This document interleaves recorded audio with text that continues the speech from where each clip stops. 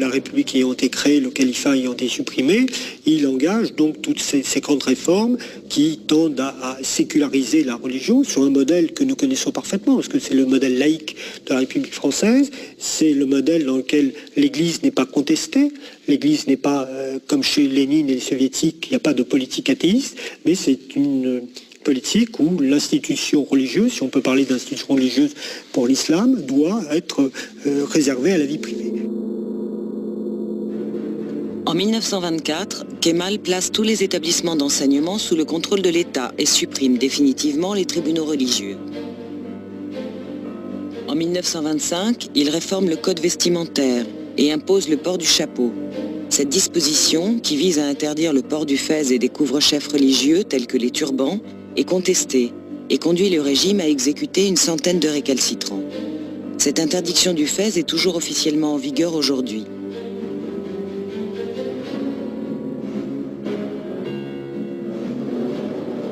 La même année, Kemal interdit les confréries qui encadraient la vie de nombreux Turcs et adopte en remplacement du calendrier musulman le calendrier grégorien toujours appliqué aujourd'hui. En 1926, il fait adopter un code civil qui pose l'égalité entre la femme et l'homme et abolit la polygamie. 3 ans plus tôt, Kemal avait d'ailleurs épousé civilement Latifeh, contrairement aux usages qui voulaient que les noces soient préalablement célébrées religieusement. Kemal et son épouse Latifeh divorceront 1 an après leur mariage, sans avoir eu d'enfant. Toujours en 1926, il fait voter des codes pénal et commercial, également fondés sur le modèle des codes européens. En 1928, il fait retirer de la Constitution la mention « L'islam est la religion officielle de l'État ». Aucun gouvernement n'est jamais revenu sur cette décision. Aucun pays musulman n'a depuis lors osé aller aussi loin. La même année, il fait dire la prière du vendredi en turc. Toujours en 1928, Kemal fait remplacer l'alphabet arabe par l'alphabet latin.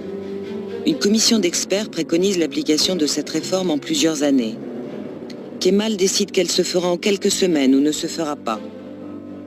L'usage des caractères arabes est interdit et les livres sont réécrits dans le sens qui convient au régime. Cette mesure est la plus radicale et la plus perturbante pour la société turque. Elle consacre la rupture avec le monde arabo-musulman, déjà consommé par la sortie de la Syrie, de la Palestine et de l'Irak, des frontières de la Nouvelle-Turquie, et par l'abolition du califat. En 1932, la Turquie adhère à la Société des Nations et le Premier ministre grec propose, sans succès, que Kemal reçoive le prix Nobel de la paix.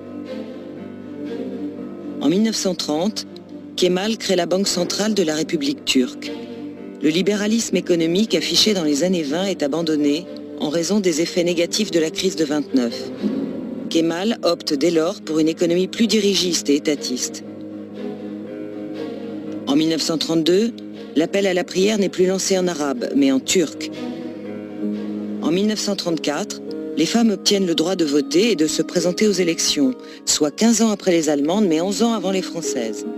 Les femmes turques se rendent en nombre dans les bureaux de vote. Pour illustrer son désir d'émanciper la femme turque, mais aussi par souci de ne pas désigner de dauphin ou de successeur, Kemal adopte 8 filles, la plupart déjà adultes. Il a choisi des jeunes femmes qui s'inscrivent dans une démarche qu'on pourrait qualifier de marketing politique. Le fait de choisir une intellectuelle historienne, le fait de choisir quelqu'un qui a été pilote d'avion, tout cela effectivement correspond comme à des cases, à des fonctions, à des paramètres d'exemple de réussite de la femme turque. La même année, en 1934, il crée un état civil et impose aux Turcs de porter des patronymes. Il se voit alors attribuer le nom d'Atatürk, ou père turc. En 1935, il franchit un pas supplémentaire dans l'adoption du modèle de société occidentale. Le dimanche devient le jour de repos hebdomadaire, ce qui est toujours le cas aujourd'hui. En 1937, le terme laïcité fait son entrée dans la Constitution. Cette introduction est imprescriptible et demeure toujours en vigueur aujourd'hui.